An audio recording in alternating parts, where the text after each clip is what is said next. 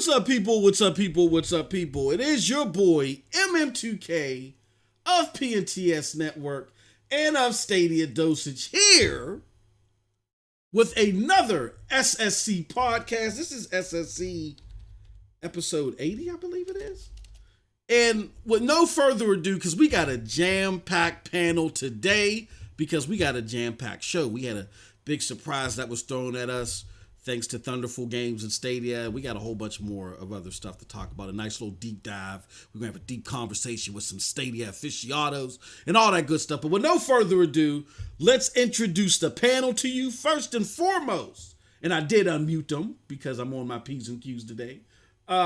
We got our good brother, Peter Cottontail. Peter, how are you doing today, my good friend? Hey, what's up? I'm just chilling today, relaxing. Got some packing to do, but today was a long work day, so now relax and get this show on the road. Awesome stuff, man. Yeah, I'm dealing with a move as well, so trust me, I can completely understand how much that sucks. We were talking about that before we went live. All right, so now that we've introduced Pete, I guess Ninja Guy, can we call you a permanent member, or what can we call you, brother? I don't know. You know what? I'm gonna let you make that decision. Well, we'll call you a permanent member for now until we make you sick. But no, we got our good friend Ninja Guy X, the co-host of the new show. Now you know how I butcher stuff, Ninja Guy. What the show that you do with John Scar? Can you give us the name of that? Oh yeah, it's Stadium Connect North. Yes, woo, love. That was a hell of a show, by the way. First episode. Wow, what a way to introduce a new new podcast. You guys are killing it. And what time can they catch that show, Ninja Guy? So yeah, it's a good question. Oh man, so it's at 4:30 Eastern time. Mm-hmm. And the first episode we had so much stuff to talk about just because it was our first show. So the show lasted about 2 hours and 30 minutes, but it's only supposed to be a 1 hour show. So this Friday it'll be a lot shorter, but we've got a lot of cool stuff to talk about. We got some funny stuff. It's going to be fun. It's going to be very entertaining. Awesome stuff. I can't wait to the next one. And last but certainly not least, we got him in at the last minute. He just kicked in the door and said, get me on this panel. And you're going to be hearing a lot more from this guy because he told y'all in the chat. He said, I'm on vacation, baby. Our good friend PNTS Network's own Daryl Smock Jr. Yo, What's going on, what's man? good? What's popping? Man, I am at peace right now, yo. I'm so happy to be here. It's my first show with y'all. Hey, Yes. I'm just happy. Hey, look, we're happy to have you, good brother. We got a lot of great topics to talk about today. First and foremost, on episode 80, we're going to talk about the stealth drop, which was Wavetale, the new game from Thunderful Games. We're going to talk about that. We're also going to talk about, which is our feature set today. We want to explore this whole situation with white labeling Stadia. Ooh, you know, the white labeling Stadia ghost that's coming to take all the children and the villagers. We're going to deep dive that today and actually tell you why it's nothing to fear if you're a Stadian, but actually something to embrace. All right. And then lastly, we're gonna let you know about some more games and some more stuff that's been happening. Some more events and stuff that's been happening with Stadia since our last episode. Okay.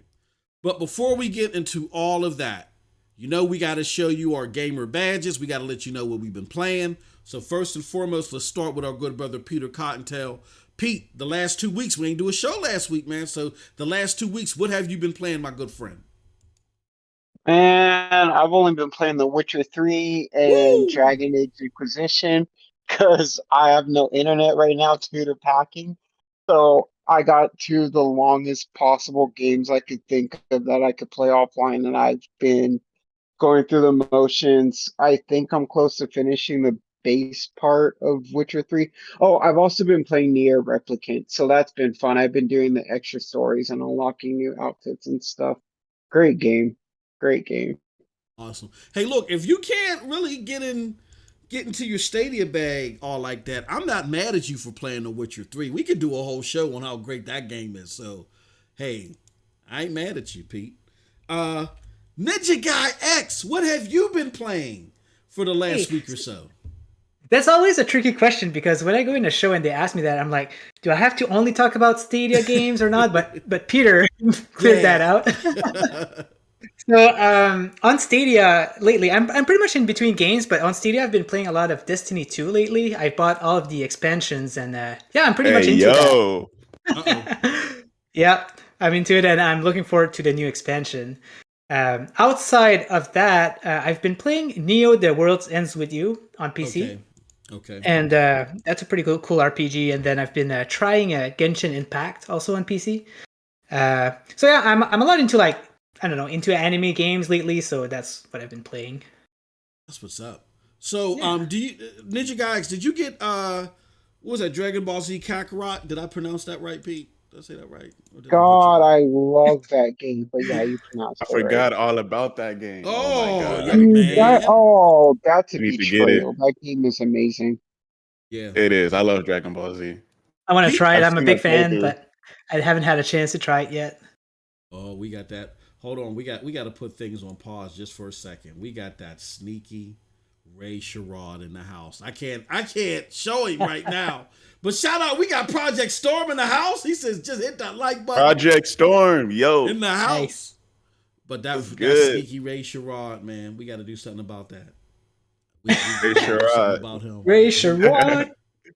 But shout out to everybody. All right, great stuff, man. Yeah, that Dragon Ball Z. Pete had said that Dragon Ball Z kind of had like some more.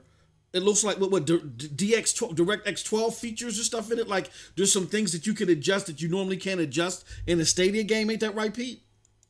Yep. Yeah. Sweet. And there hasn't been man, I think the last Dragon Ball Z game before that was like Xenoverse 2. Yeah. And it's been a while since we got a new game, so that was very fresh, you know. Yeah, it wasn't good to see. Shout out to the homie Stadia Rev, also PNTS Network. So it wasn't inspiring to see several months back when Stadia Rev was like, "Hey, Bandai Namco, what are you guys doing to bring XYZ game over to the Stadia?" and the Bandai Namco people in Europe banned him. They blocked him. We're like, what? Wow, What the hell? that's crazy. Oh man. So That's actually insane. I'm glad to see that, you know, it didn't hit corporate. That mind state didn't hit corporate. All right, Daryl, my good brother. Yes. What have you been playing for the last week or so? So, as the chat, I wanted to actually do kind of like an introduction on who I am because I don't know if the chat really Go knows ahead, me. Daryl. No problem. So I'm new to the PNTS network for everybody. I joined a couple weeks back. I am going to be taking over the Destiny 2 clan. So naturally, Yes. I have been playing Destiny 2. I ran Nice. through all of the Iron Banner bounties last week. And I completed it, and then I kind of switched games because Ghost Recon Motherland just came out, the update, and I'm playing through that expansion right now. So I'm going to be playing that. I'm actually going to be going live today. I don't know how long after this stream. I'm going to be going live a little later today. So if anybody wants to play, hit me up and you can join. And then I also want to get back into Far Cry 6 and finish that game because, bro, Juan Carlos is amazing. Oh yeah, I'm gonna be finishing that game too. Let me do something real quick. This is why I need a panel full of people to keep me in check. Because Pete tells me all the time, like, MM, you slipping, but You still are flipping. What you talking about? he said, "You That's still funny. messing up, damn it." Let me show you guys something. Let me go to a water shot. And I'm Ninja thinking, guy, Pete, thank you. Pete, you know I'm slipping because what didn't I do, man? I didn't You give you didn't guys share your access. screen. No, I got it out here. Y'all got to excuse me, M2K. I just bought a house and I ain't got no money see the left. ads. Help me. Help me. No excuse. No excuse.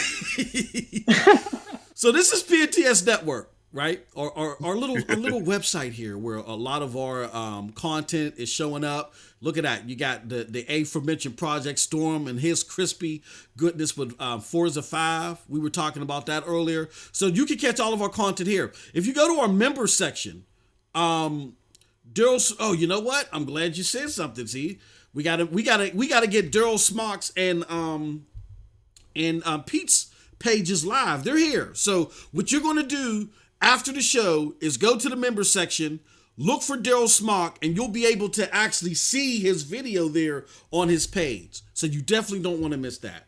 So that's all the tasty goodness that you get with PNTS Network, but it was important that we brought that up. I also want to bring up our clan that he mentioned. No, I don't want to deal with an, get out of my way. Okay.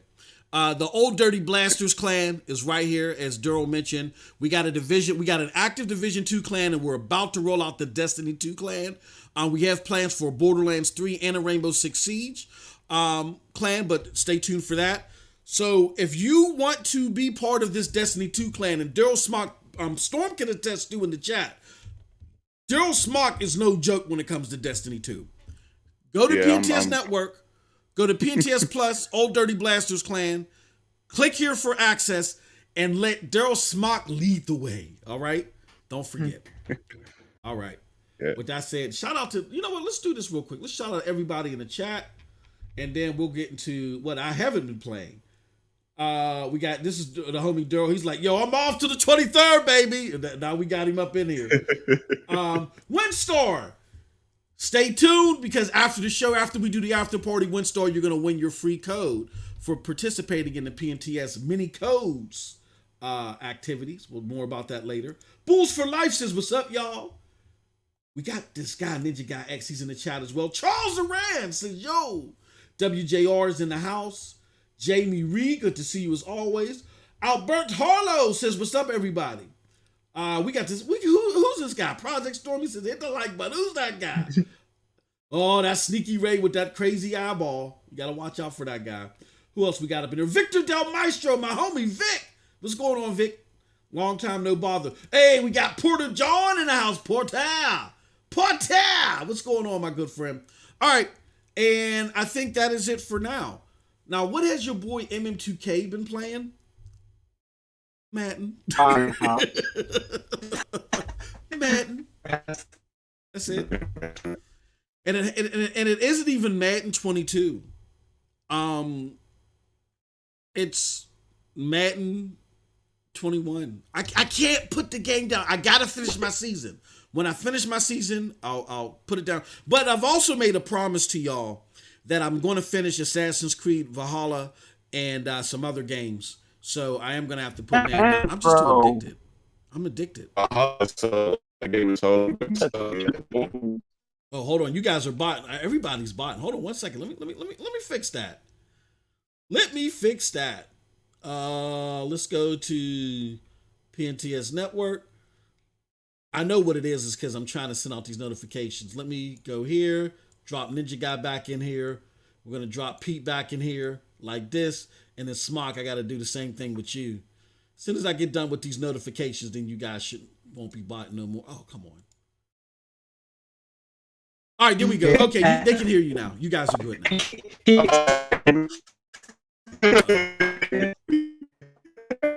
No, you guys are still. Damn, you sound like R2D2. Go ahead. Somebody say something real quick. Hey, what's up? Oh man! All right, so let's do this. Let me do something real quick. Can you hear me?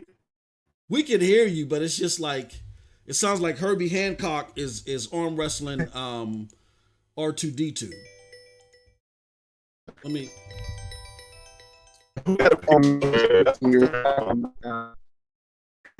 Let me close this out because I know what it is. It's the damn.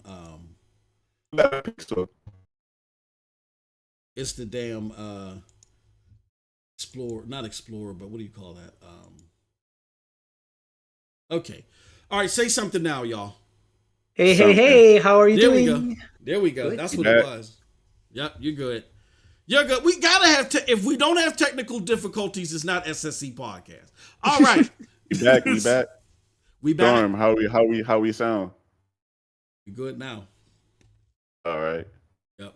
All right. So, Smart. What else? You did your intro. Did you let people know what you were playing yet? I'm sorry, my friend. Yeah. So I've been playing a lot of Destiny 2. I finished the Iron Banner week. You know, they even paused trials for the weekend. I think they're trying to work out some things because they're going to make a lot of changes to Trials of Osiris for all my Destiny plays. You know what that is. So I finished Iron Banner, and then I've been playing. I'm going to be playing through the DLC for. And now I'm having a brain fart. Now I'm going to be playing through the expansion for Ghost Recon Breakpoint. I'm gonna take the whole thing. I love that. Yeah, Motherland, bro. That DLC has been good so far. So I just want to keep playing through it, and then I want to get back to Far Cry 6. If you guys want to talk about backlogs, bro, I have so many games I need to finish. I need to finish a whole lot of games, bro. Tell me about it. Like, geez, there's just so many.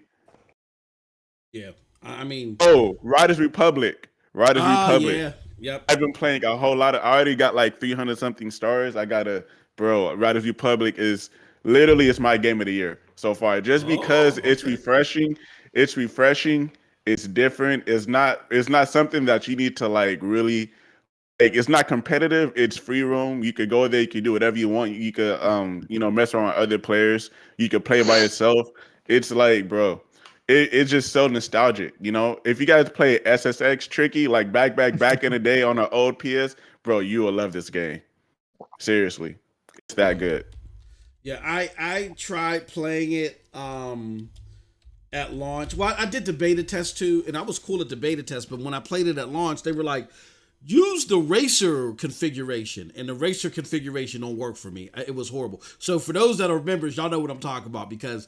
I absolutely sucked trying to play that game. I had to rewind racer like over 2,000 times. What's to say that again? Configuration. The racer configuration is good if you just want to focus on the race and not the tricks.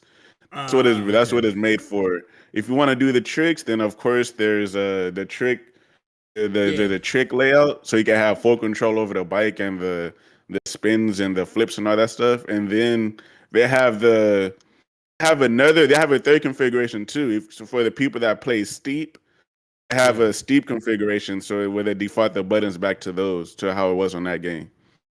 Yeah, I for some reason the racer configuration, you would think that would be the most simplistic way to play. But for me, it was hard for me to steer. So I just kept running into trees all day. That's all I did. It was just me and the trees, you know. Honestly, that's just the game. The game is honestly is difficult. Like you have to put in time to get getting good at that game. It's not like when you get into like the boss races or whatever they call it, the big events, those take me hours to complete. Like, bro, I was raging one night because it took me almost 4 hours to do one flying event. Like flying in that game at the beginning, it's so difficult, you know. And my mama didn't raise a quitter, so I stayed there and I completed, and I just kept restarting it because I put on the hardest difficulty. I did it to myself. I put on the hardest difficulty, and I tried to do all the challenges in one run. That's why it takes so long. That's the thing, right? So I like to stream the game, but I'm the same. I just want to repeat and repeat until I get all of the stars, and it's not good content to stream, you know. Yep. Yeah, it's not. Yeah, because you look like a fool. Like, yeah, I literally, exactly. It didn't look. You want to know what I did? Mm-hmm. You want to know what I did to actually complete it? I took off my headphones. I just so there wasn't no sound, and I muted my mic. All I did was literally focus on the screen, bro. That's what I had to do to complete that video. Yeah, it felt more like Alvin and the Chipmunks with me running up and down trees than it did a damn racing game. But we got through it, and then I said, "That's it, folks." I'm like, I'm done with it. But no, it is. I did the same thing. It's a great. It is. I love it. Oh, speaking of Riders Republic, don't forget if y'all have Amazon Prime, there's a free outfit. What? Oh, no. Yeah. No, is it? Yeah, it's on Prime. No, wait, it's on Prime. It's on Ubisoft Rewards, but yeah. It's like a all red outfit. It looks pretty good actually. It's on Ubisoft for rewards. So if you get like, I think 100 coins, then yeah, you get it. It's pretty nice. There's a lot of Ubisoft Plus rewards. So if you go to the Watch Pro, there's a lot of stuff for free. They're celebrating their 35 years of oh yeah, for the company, yeah, yep. And so they have a lot of cool stuff on there. Yeah, they was giving away a lot of free stuff, man. Yeah, I'm gonna check that out. And having the Ubisoft, if you play on like we talked about this beforehand, like, and because there's this mystique or this rumor that's out there. I don't want to say mystique because there's nothing positive about this rumor. Mystique, it could be like, ooh, I wonder what that's about. But there's this rumor out here, and it's foolish, that the only way you could support Stadia, or if you're a supporter of Stadia, you don't support anything else, rather. And that's crazy. Like, I game on everything. I think pretty much everybody on this panel play multiple platforms, right? So with that said, Ubisoft Plus, having an Ubisoft Plus subscription is so rewarding because not only does it give you access to the titles that they have on Stadia, but a lot of these games that you like to play, you can get access to on PC. And to actually see a lot of these games being made free, like I think Ghost Recon, the original one, which was a breakout title for me, getting into first-person shooters, because I used to hate them, believe it or not. Right.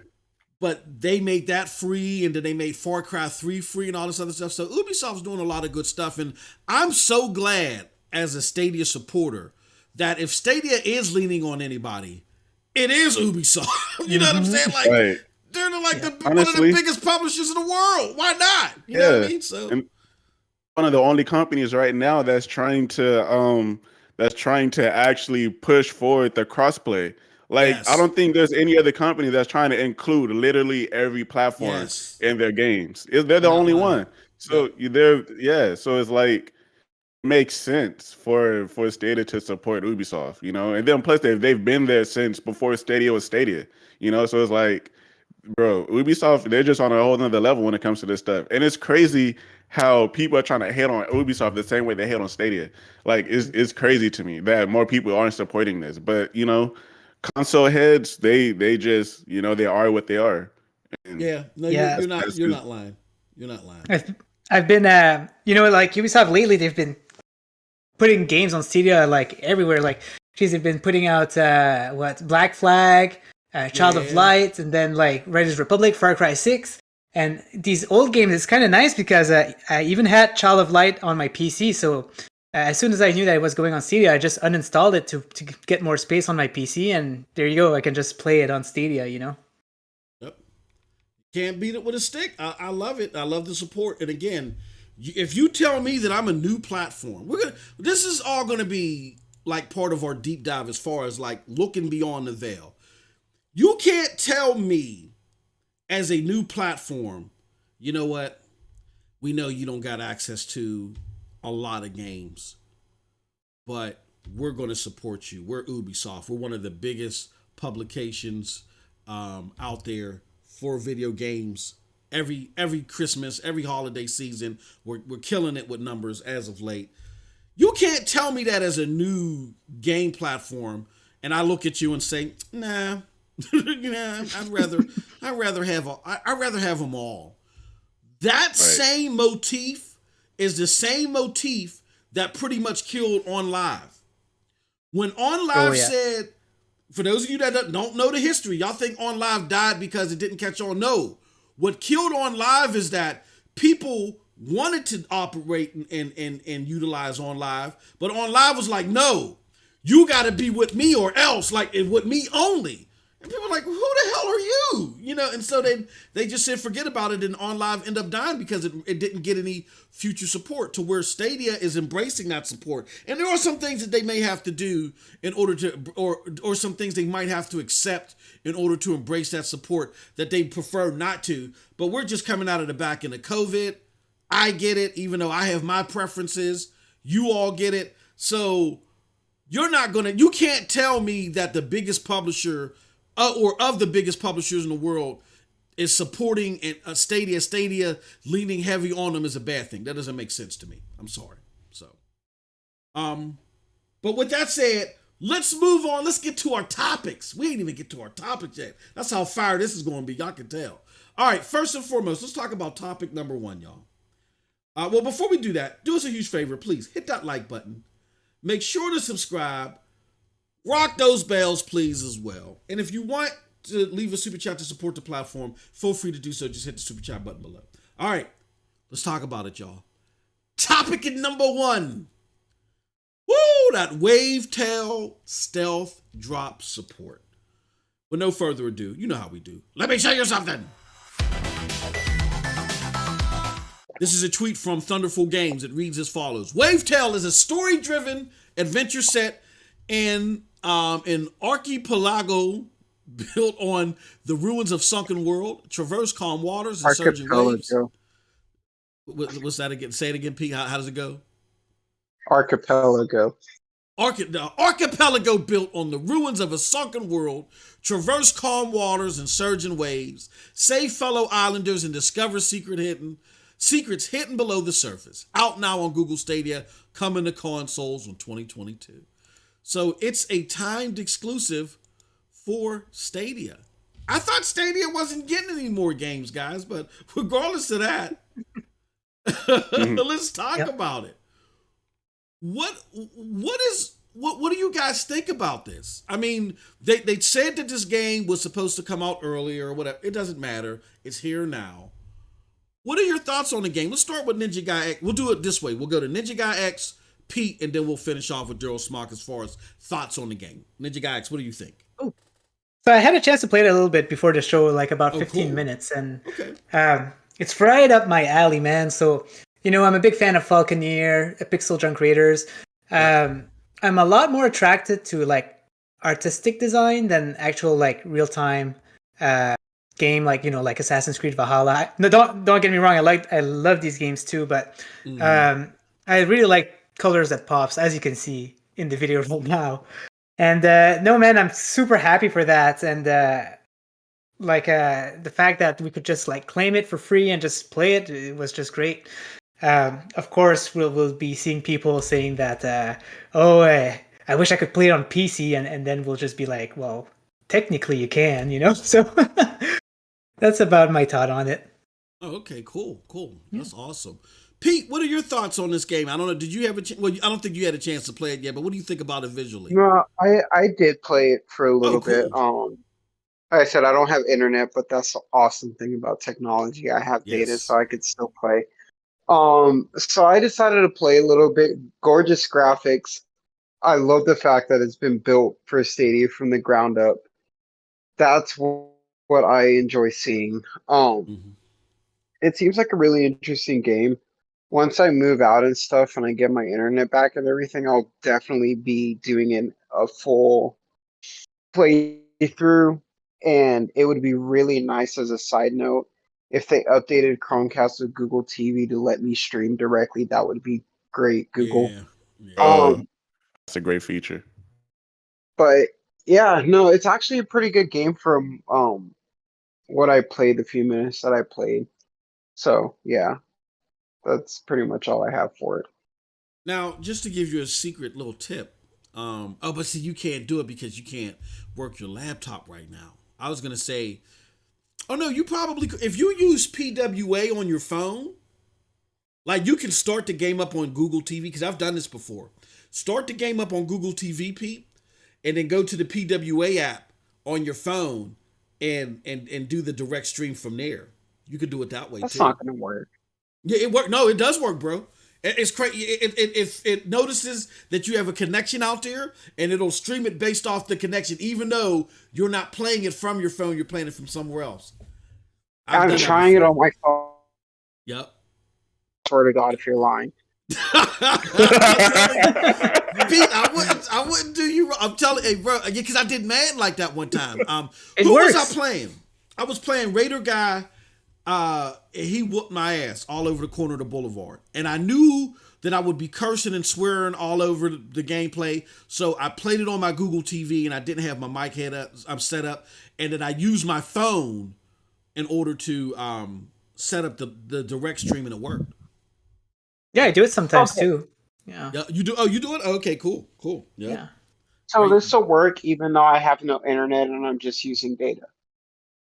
Oh, well then you can't play. You can't play on Google. I mean, you could do it from your. You could just play from your phone, and your stream that is going to show up on YouTube is actually going to look better than what's on your phone. But yeah, you could Crazy still how do that it works. from. You just use the PWA app. Just go straight to the Chrome browser and stream it that way. It'll work. That's the beauty of Stadia, baby. Ain't nobody else doing it Yeah. like this. I'll never Nope. forget the day. I was playing the Crew 2 with a bunch of friends, Yep. and I was streaming on my screen because you know how the Crew 2 is 30 FPS. I was Yep. streaming to YouTube, and my stream like YouTube better than what I'm actually playing. I'm like, bruh, Yes. this is insane. Yes. That's That's what I'm trying to crazy. tell people. Yep. It's so much better when you do the direct stream. There are times where I've streamed 1080p and I've done a 4K stream of the same game, and the 1080p stream looks better. Yeah, Google has Yeah. that magic, man. That whatever codec they be using to Yes. stream directly to YouTube, bro. Some of my streams look better than people streaming on PC at 1080. Like I've seen Yes. some Riders Republic streams that look absolute like pixelated all over the screen, and it's 1080 Yes. 60. But then when I'm streaming, like, yo, how does my stream look better than somebody that actually has dedicated software and all that stuff? Like, bro, Exactly. that's insane. Yep. You're not lying. You're not lying. But it's great stuff. Smock, what are your thoughts on the game? Have you tried it or have you taken a look at it at all? I actually didn't know anything about this, so this is my first time hearing about it. Oh, so it's not it looks like a platformer, 3D Yeah. platformer type game. Yep. I might check it out, but it's not really my cup of tea. I like more realistic Yeah. games. But if you guys want me to check it out, I'll check it out I'll stream it and check it out and all that stuff and give you guys my thoughts on it. Yeah, no. I mean, again, Smock, me and you are kind of similar in that vein where I more or less will coalesce around the AAA, oh, there's blood and guts all over the face, type of games. But what Stadia has done is it has shown me a bigger appreciation for games like this, where I normally wouldn't play them, but they do a great job of filtering through and curating great games to be in the lineup. I mean, shout out to Led and his Stadia Pro, and this is a perfect segue into my last question about this. But shout out to Led, and I hope he's watching, to all the hard work that he does for the Stadia Pro chart that he fills out routinely. Like, the value with Stadia Pro is insane. I think the average Metacritic is like 77, 78 of the games in there, and I think that's higher than the Metacritic of games in Game Pass. You know what I mean? Or in other services. So, I mean, granted, there may be more games in those other services, but if you want to trim the fat off and just get to the meat, you know what I'm saying? You got a lot of great games in Stadia Pro. So we're gonna work it in reverse. Daryl Smock, what did having a game like this that people that we've talked to have played it said, hey, look, this is a cool game. How do you think this enhances the value of Stadia Pro? Honestly, the value of Stadia Pro enhances it. Honestly, it could be a lot, like, because you never know. People could be bored one day, not like people like me, you know, that get on the game, that play Stadia like pretty what's that word, when they just play it like randomly. You know, they might not have a game that they might want to play. They might get bored really easily. This might be a game that they might like, you know, and this could be a game that probably can hold a lot of value, you know. So long, you know, I think this games like this and stealth drops, I don't think is necessarily bad, but games like this, they could have an unexpected impact, because these type of games right now, they're trending. You know, like Kina, you know, that game did really good when it came out. Yep. Other platform game with all these colors, you know, like these type of games right now are really the wave, and it could be a hit. Pete, what are your thoughts? Does this add value to Stadia Pro? I mean, they stealth dropped it day one, built from the ground up, like you said, and it's in Stadia Pro. What are your thoughts to it adding value to the subscription service? Bro, no matter what, honestly, I'm kind of biased, and I'm just gonna say it adds value to Pro regardless, because I had PlayStation for years, Yeah. and PlayStation Plus is like 85% of the time absolute garbage. But like, and I really only ever had Plus purely to play online, which people don't really understand. Console, you need to pay to have online. It's ridiculous that you would think otherwise. But yeah, it's a lot of value to Pro.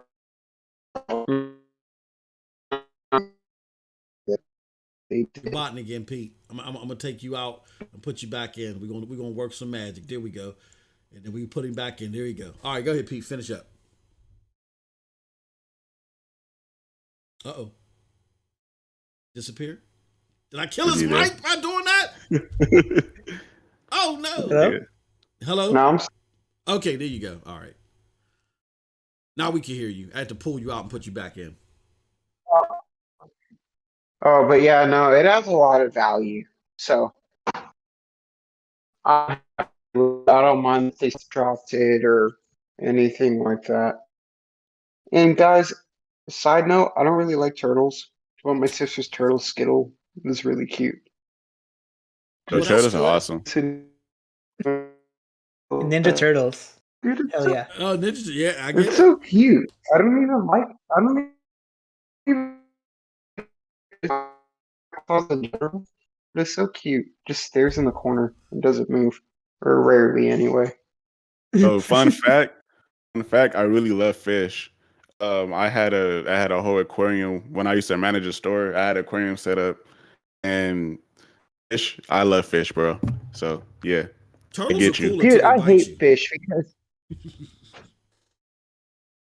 Yo. dude, I hate fish because I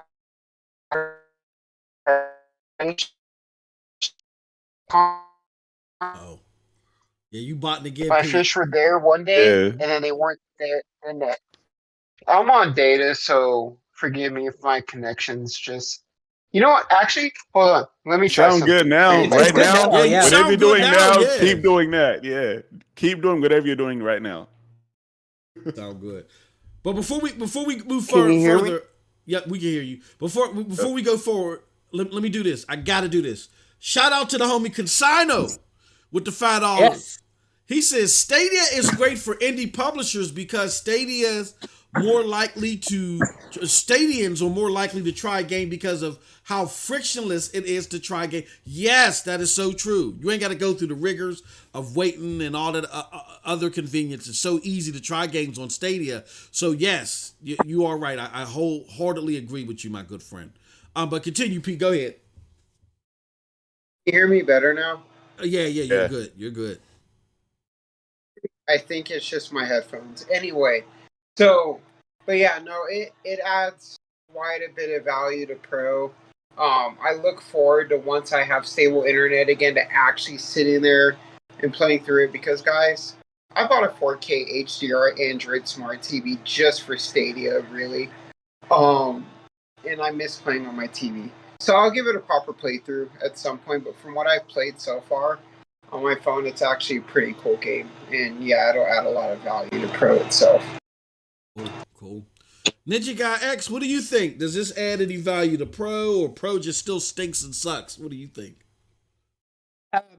So to start this up, I just want to say that to me, it adds a lot of value because I love all of these games. I love these games a lot. But if it adds a lot of value, it's very subjective because it depends on the player, right? It depends on what the player likes for games. Somebody can go in there and say like, "Oh man, like I'm not really a fan of these games," and just not go for it. So if we compare with Game Pass, some people are like, what are you talking about? Why do you think Stadia has more value than Game Pass? Well, it's all about what that person likes for games, right? So Yes. it's a very subjective question, but personally to me, yeah, it has a lot of value, and I don't really subscribe to Pro for 4K or surround sound because I don't have these yet. So it's definitely I'm definitely subscribed just for the games at the moment. Yeah, no, I'm with you. I think definitely it adds value to see game. I mean, look, it's a 1% platform that what it's trying to do is subsidize its growth with the 1% that are interested in it right now. And as it continues to grow, like the other platforms will continue to grow, and once they get to a certain apex, then they're going to hit the big scene with full stride. There's nothing bad about having exclusive content. You know what I'm saying? I would argue that you don't necessarily need exclusive content for things to be successful right now with this 1% business, but you don't go wrong with exclusive content. And what do I mean by exclusive content? Go ahead. Honestly, I think so. I'm gonna play devil's advocate really quickly, but I think exclusive content creates hype around the platform. That's why exclusive content is so important. It's just as important as third party games to me. I would place third party games a little bit ahead because honestly, there's endless support. Stadia is proof that you can get a lot of support behind it. But exclusive content, you can't. The only time you can go wrong with exclusive content is if you come out with it and they suck, like the game suck. But besides that, exclusive content is really good. Any other thoughts on that, on exclusive content? Like, how vital do we think this? I mean, this is exclusive. It's time exclusive. It's coming to consoles next year. So one of the reasons, in my opinion, why PlayStation beats out Xbox is because they have better exclusives. Honestly, their first party studios are so freaking amazing. Like look at when they like the PlayStation event that they had back in the day. I mean, not back in the day, but they just had like a month or two ago. Like my brother still talks about Spider-Man 2. Like, man, I can't wait until they drop Spider-Man 2. I can't wait until they drop God of War. Like people are still hyped. Like PlayStation fans are still hyped about that. My sister wants to get a PS5 just so she could play the Hogwarts game that's going to come out.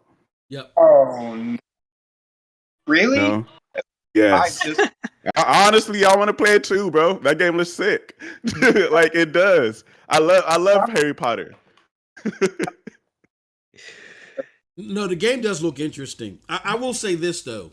I think for the main stage, exclusives, well, or for a box, you know, when we're talking about selling a box, like we got to understand that if Daryl is selling a box and I'm selling a box, I need Pete to go to my store or Daryl's store and buy my box.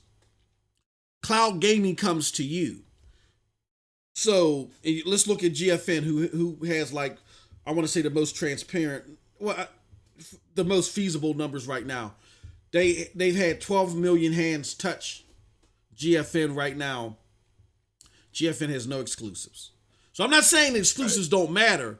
I'm just saying right now, I think a lot of these companies are looking at the risk reward of, let's create an exclusive that's going to cost a whole bunch of money, and let's put it in a service that's only a 1% business and make it exclusive to that service. That may not be our biggest, bet on our return. Another example I'll throw out there, and I've defended Amazon Luna. Don't throw no tomatoes at me, y'all. But I've defended Amazon Luna's decision not to put New World in Luna day and date. Why? Because they saw a drop. What was it, of 70%? I think it was. Yeah, 70%. like a lot of people got bored with the game. It was like 70-75%. And I saw that I heard about Forbes, that. Paul Tassi just put another article in there. He says it's steadily dropping 100,000 per week. He said to him, it's concerning. Now, I'm not bringing this up to say that. I'm not judging the games that haven't played it. And still, the numbers that it has, even at this moment, even though it's rapidly dropping, are still good. They're still great numbers. Mm-hmm. The point that I'm trying to make is, imagine if what Luna did is they put that exclusively in, if what Amazon did is they put that exclusively in Luna, and all people had to do to play it was pay $6, and then they got bored with it. That's Amazon only getting $6 per people trying it and getting bored, opposed to them getting $40 or $50, whatever the game costs, and people trying it and getting bored with it. You see what I'm saying? This was a big budget game, and what Amazon needed is they needed as much as their return as they could get. So, though I agree with Daryl in my opinion, I think when you're dealing with cloud gaming comes to you. So right now what you do is you build your revenue, you get your cake up, you get your coin up, and then you can start hitting them with exclusives. Because I don't think Stadia is done trying to get exclusives. This is an indication that they can do a lot of second party exclusive deals. Exactly, and first parties are good, but the next best thing is probably exclusives, because if you take Apple Arcade, for example, which is kind of the same thing, they do have exclusive, like Exit the Gungeon was one of them, and it just gives a lot of value to the platform, in my opinion. Right. The one thing that I wanted to speak on really quickly before we move on is I wanted to respond to your comment about selling a box, right? Yeah. So do you remember when Stadia was selling out in all of the stores that they was putting the Chromecast into, the Chromecast Ultras? Yeah. Like exclusives, I think part of the reason why is because people had stuff that they were looking forward to. Like, I'm pretty sure if you ask a lot of people that the reason why they wanted to buy the box, it was probably because of Stadia was killing it with the advertisement. Like back then, they was killing it with they was talking about the exclusive that was going to come out and all that stuff, And then I also want to see if we had a way to look. I also want to see how well Stadia is selling inside of the Google store that's in New York, because I want to see. I like to know if it's still selling, if Stadia is selling inside of the store. Well, that it's in right now. You know who'd be a good person? I don't know if he's watching right now, but we're going to put out a call to him. You know who'd be a good person, Smock, to get... Maybe we got to get him on the show next week or something like that, y'all. Is Chariot Man. Throw him out to the barren sea. Chariot Man. We're putting out a request to you. We need you to go to the Google store in your best disguise, right? And see if they're selling out. Bring us those numbers. Yeah. But no. Yeah, No, great. No, yeah, no. because Yeah, go ahead. Go ahead. I'm sorry. it's something about going into a store and buy something physical that Mm-hmm. that a lot of people hold value to. Like, not Yep. saying that Stadia isn't, like, Stadia is very valuable, you know. In my Mm-hmm. opinion, Stadia, the way that they set up was genius. And Mm-hmm. not a lot of people talk about this. How Stadia set up the first year that they came out, they launched in November, right? So November 2019 to November 2020, there's almost no question in my mind that Stadia did better in 2020 than they did in 2019.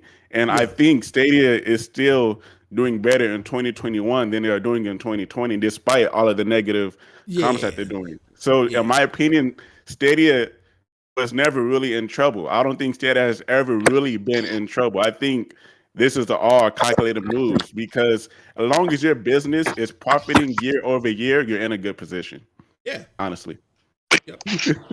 I totally agree. No, I think that that's a good assessment, and no, it's a good prospect to look at. The importance of exclusives. I definitely agree with that.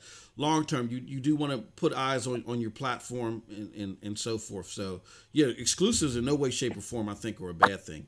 Um, any other thoughts on that before we move on? Shout out to Aminor in the chat. He says, I need to be on the show to discuss why Stadia is dead. Yes, Aminor, we're getting the contracts ready for you right now. That's my brother Aminor. I love him, man. Keep that in the waiting list. No, I just want to say that I'm a big physical collector. Actually, I really like my games because I like to display my games. Just, it's nice just to show what you have, and I would really not be opposed to Stadia releasing physical games with codes inside. I know that PC games has been doing that forever, right? And used to do that with digital games. They used to sell like yeah. empty stuff with digital games, and then you just put in a code and play it. Exactly, and Destiny, their last expansion actually did have the physical collectors for Stadia, which was pretty cool. Yeah. But I really want to see that in the future, just to get my hitch on physical releases. Mm-hmm. Yep, awesome. All right, so if we have no other thoughts on that, let's move on. Hey man, this is some great conversation. Hit that daggone like button, y'all. This is fantastic. I'm loving this. Hit that like button, y'all. This is a great show, honestly. Yes, absolutely. Let's go on to the next topic, though. The next topic is why is white labeling, even though I got my gripes with that term, and I'm explaining it real quick. But why is white labeling for Stadia so important? Okay. White labeling. That's an easy comment. That's an easy response.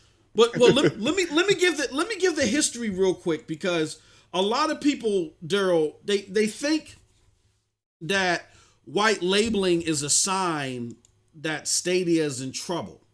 So I want to put this up here real quick, and I'll make it super quick because I don't want you to lose your thought, Daryl. I really don't.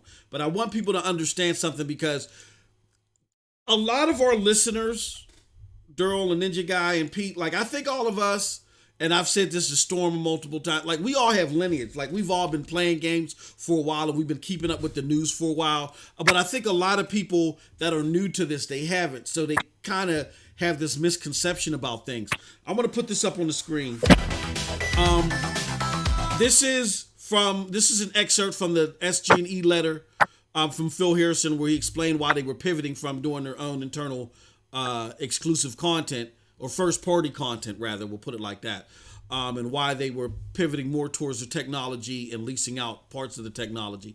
And this came all the way from February 1st, 2021. Now, it's November 10th, 2021, 9 months later. But I wanted to read this section. In 2021, we're expanding our efforts to help game developers and publishers take advantage of our platform. They say earlier that this was always part of their plan. Even when they had SG&E, they wanted to expand to other partners. They even said that, Phil Harrison said that at when he was being interviewed by Jeff Keighley for Gamer Ranks, I think it was, and he said it in a bunch of other places. They want to expand this technology to their partners. This is nothing new. And they said we're expanding those efforts to help game developers and publishers take advantage of our platform technology and deliver games directly to their players. We see an important opportunity to work with partners seeking a gaming solution all built on Stadia's technical infrastructure. Now, why would this be something that they want to do? Well, they said that it's something that they want to do because it's going to help make Stadia a long-term sustainable business. Let me show you guys something else. They also say, what does this mean if you're a current future Stadia gamer? You can continue to play all your games on Stadia Pro, and we'll continue to bring new titles from third parties to the platform. We're committed to the future of cloud gaming. Now let me go. I want to get to the whole comment from Stadia, the whole SG&E letter, which for some reason I can't find. But in the letter, they say that they're doing this in conjunction with maintaining their own business to customer services, because this is the best way to help supplement the platform, to help make the platform even more fathomable, to have a longer lifespan. And if you guys think that's a bunch of junk, let me tell you why it works. For those of you that don't have the lineage, that don't remember or just didn't do the homework, this is a quote from Satya Nadella, 2014, after he took over. He says plainly, look, Xbox not a core business part, says Microsoft CEO. And if you look at one of his quotes, it says, Xbox isn't that far from the core. We could do a few more things than the core, but the point is, you gotta have a culture to do it. I want us to be comfortable, to be proud of Xbox, to give it the air of cover of Microsoft, but at the same time, not confuse it with our core. So he's basically saying, look, they're not doing nothing special for us as far as a company, revenue-wise, for us to really put them on a big stage. But after years of creating what I like to call a profitable vehicle, here's what Satya Nadella has to say about Xbox now. After they've bought Minecraft, they created PlayFab, they've licensed PlayFab, they've licensed Havoc and other things to other people, they've white labeled it, whatever you want to call it. After they've done that, now look what Satya Nadella says. He says, Microsoft CEO says Xbox is now much more central part of Microsoft. So I just want to put that out there for those of you that don't understand why white labeling, quote unquote, is essential for a new emerging platform. With that said, I'm going to now shut up and give it to my all-star panel who's been killing it. We'll start with Daryl. We'll go Daryl, Pete, the Ninja Guy. Daryl, what was the answer that you wanted to provide on why white labeling is important? You already kind of touched on it, but I'll just reiterate. White labeling, I don't like the term either because it makes me kind of skeptical on the whole thing. I wish there was a better term for it. Yep. But white labeling is important because it's like we want features on Stadia and we want like Stadia to keep evolving. So them licensing out their tech to other people to use, that's basically easy money. That's easy money. That's money that they don't really have to work for. You know, only thing they got to do is pretty much show them how to use the tech. And bro, the money is just gonna keep going and keep expanding, and you know it's gonna keep.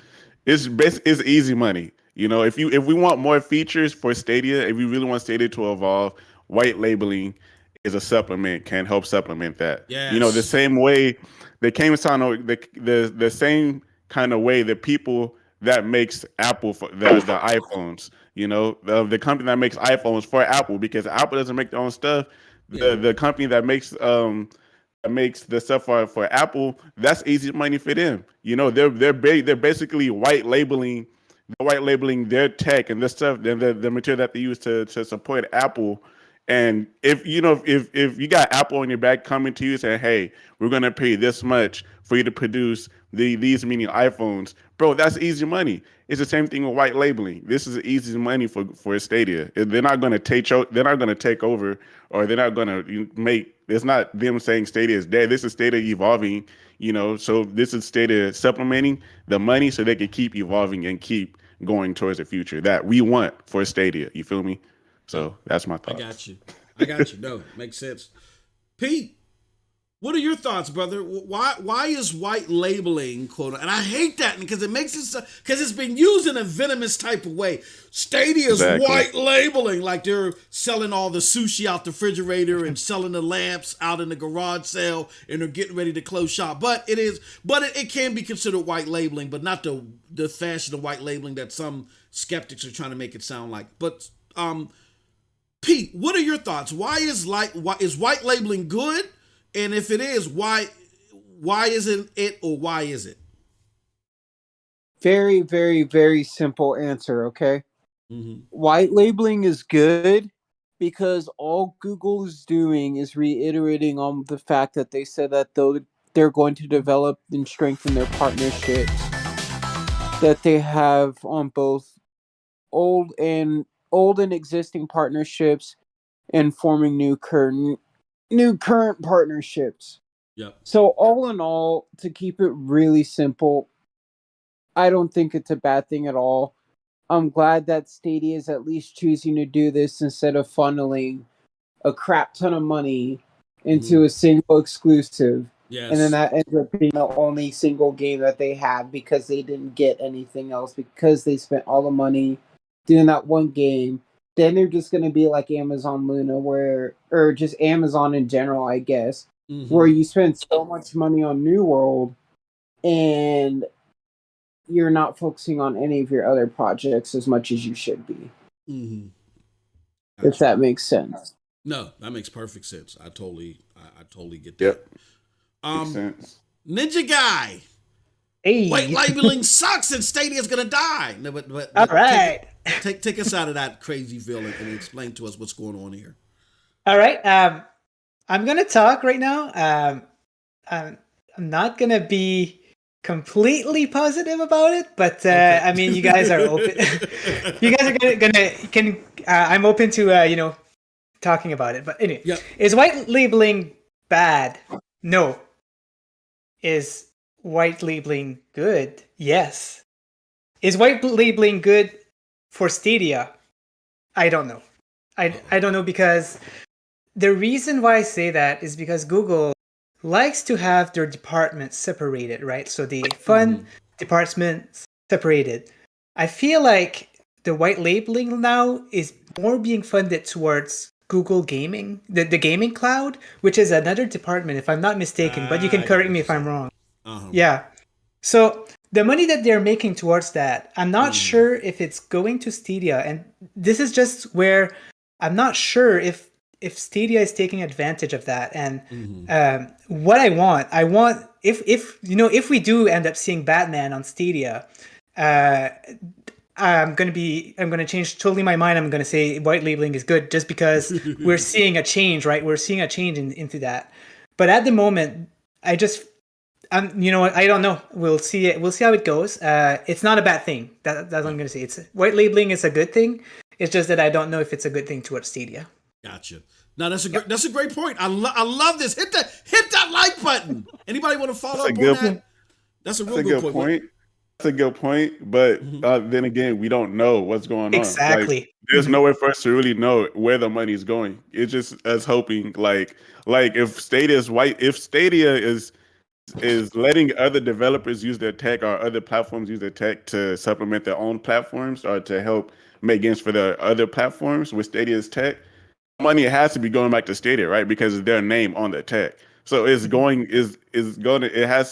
it's not Google gaming tech, it's Stadia tech. Like, it's literally in their name, right? So some of that has to go back to Stadia. It's not all of it not going to touch Stadia. How much of it is going back to Stadia is probably like a 60-40 or something. Like 60% of it going to Stadia and 40% going to Google Games, Google Cloud Gaming, or whatever. So that's my take on it. Awesome stuff. Pete, do you have any thoughts on that? Ninja Guy brings up a hell of a point. I mean, what are your thoughts on that? Honestly, I have like no thoughts. I mean, they both pretty much nailed this situation. Like, I personally, on with Ninja Guy for Stadia, I'm not so sure that it's a good thing for them, but at the same time, I can also see that there's no other real way they could take without reneging on their promise that they want to strengthen their bonds and make new ones, and going this route is the best possible way that they could do that. Exactly, and like Smog said, like maybe all of this revenue is going through our Stadia. It's just right now we just don't know, but it's quite possible for sure. Well, I think that's the thing, and people are panicking because everyone's so used to just constant announcements. Hey, this is what we're doing. But if nobody sees that, then comes the barrage of just what's going on. And see, that's why I'm different. Like, I love communication, but I also know that there's no real obligation for them to do so. And Google specifically said that a while ago, that they're basically not going to say much anymore, only what they need to say. So, honestly, that's basically how I feel about it. You're right, and it's something that Jack the Slip says a lot. It's FUD, the FUD, the fear, uncertainty, and doubt. Yeah, exactly. It's just when people don't know anything, they just don't. They turn it around and don't like it and turn it into negativity. But in reality, it's just that we don't know, and it could be better than we think. By the way, guys, Jack the Slip is having a show with MM2K on November 14th at 3 p.m. Eastern Time. Hey, it's probably my favorite show on MM2K, so I just wanted to give the plug.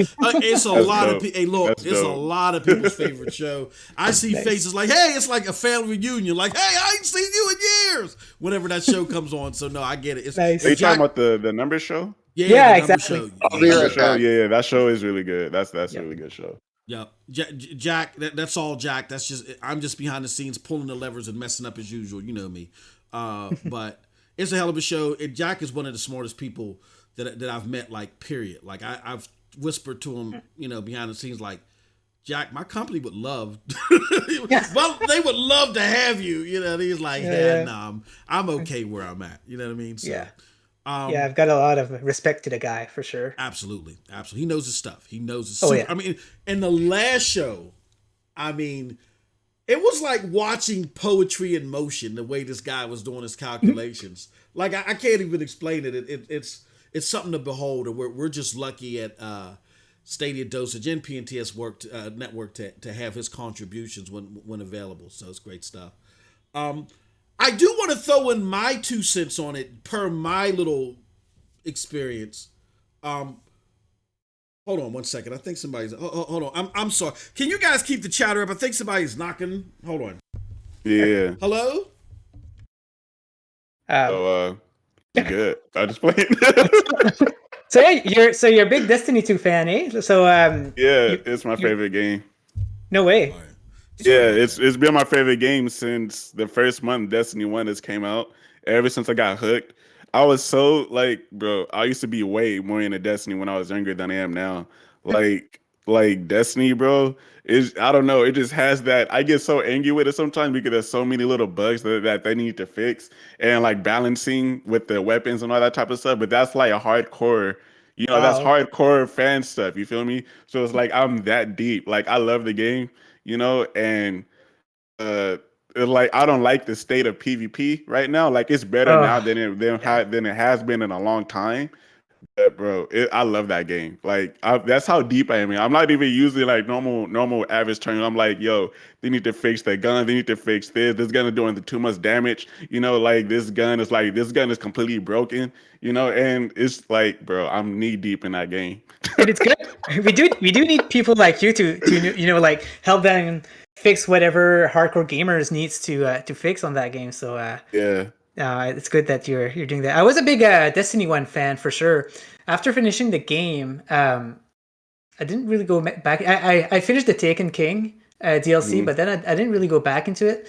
And then Destiny 2 came out, and for some reason I didn't really look into it much. But yeah, now I'm really into it for sure. I've got a lot of stuff to catch up on for sure. Like, oh my God. So pretty much, reason why I stopped playing Destiny 2 a little after the Taken King because I have an issue with raging, and you guys can see it a little bit if you guys watch my streams a little bit. Like I get really frustrated. So this one night I was playing PvP. I forgot what happened, but like I lost something, and this other team when they won the game, they like started supering everywhere because they had that in their bag, and I was so mad that I blacked out. I threw the controller, like my PS3 controller, it went through my closet door like a big hole, bro. Oh my God! And after that happened, like the next day, I was like, all right, I need to give this up a little bit. So I gave away my PS3, and I haven't played Destiny until Stadia came out because I don't know, it's something about Stadia. When the first day that I played, what was that Project Stream? When I played Assassin's Creed on Project Stream, bro, I instantly fell in love. I was in the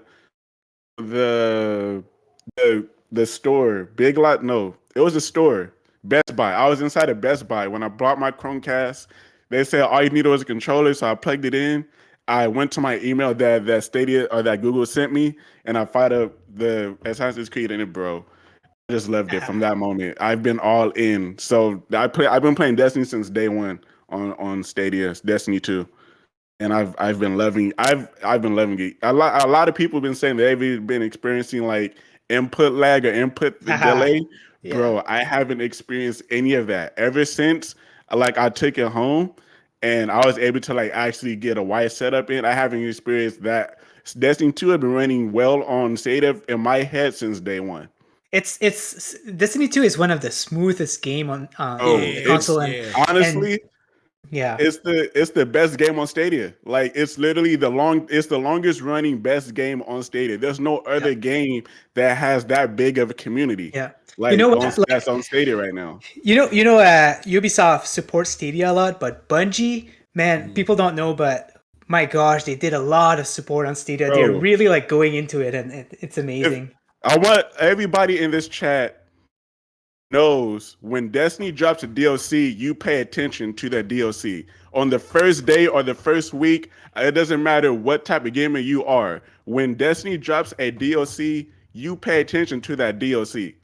Every single DLC Destiny has ever come out with has been in the top 5 on any streamers. Or like literally streamers and Destiny. I don't know what it is with the marketing team, bro, but people pay attention to Destiny's expansions, bro. Like literally, bro. They're so good. They got great practice with this with Destiny 1. And I think that's just carried over to Destiny 2. Because I used to be, and I want to get back into Destiny 2, but I got to start from scratch because I'm so lost. But I used to be, and I tell the story 1,000 times, I used to be addicted to Destiny 1. I used to be, parent is neglecting his kids addicted to Destiny 1. Oh my gosh. That's how bad it, and if it wasn't for my 16-year-old at the time, yes, I would have made probably front page news. That's how bad I was addicted to that damn game.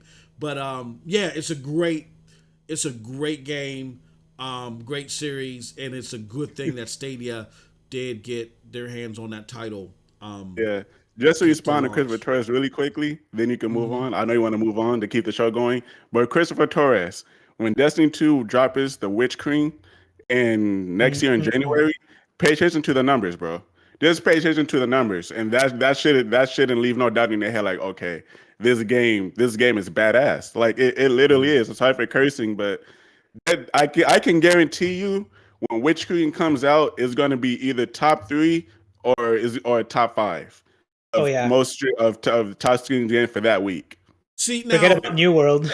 I would push back on that a little bit because I don't know if it's bigger on Stadia than Red Dead 2 is, though.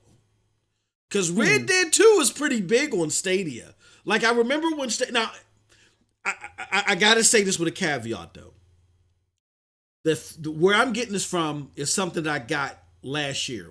Stadia temporarily was A/B testing a litmus of, they said, the most popular Stadia games.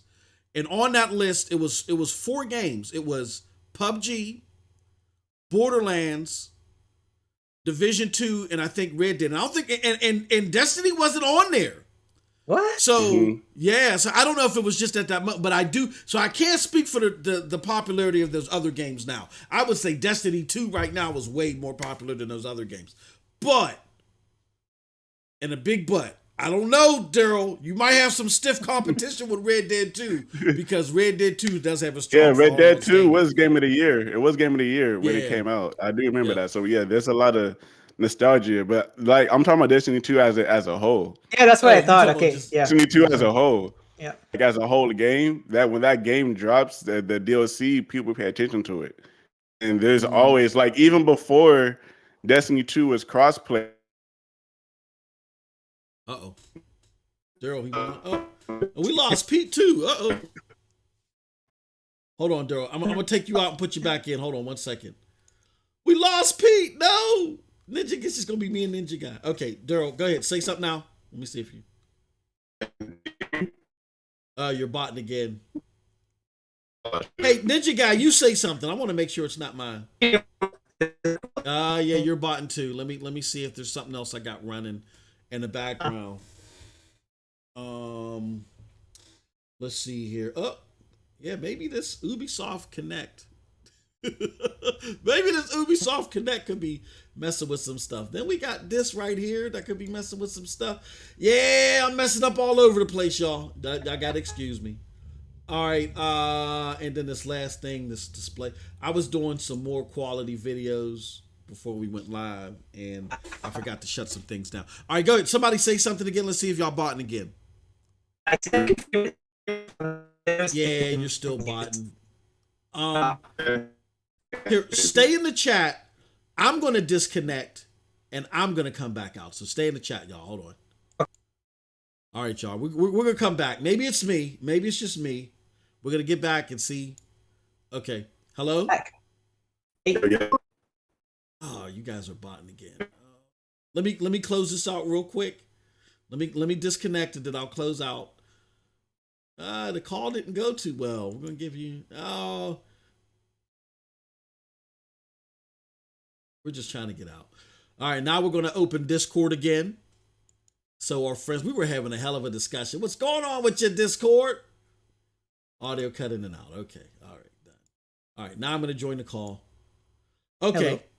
Hello? Can you Oh, hear right. us? There we go. I just had to shut it and open it back up. Okay. So I'm sorry. Who was talking? My bad. Before all that happened, who was talking?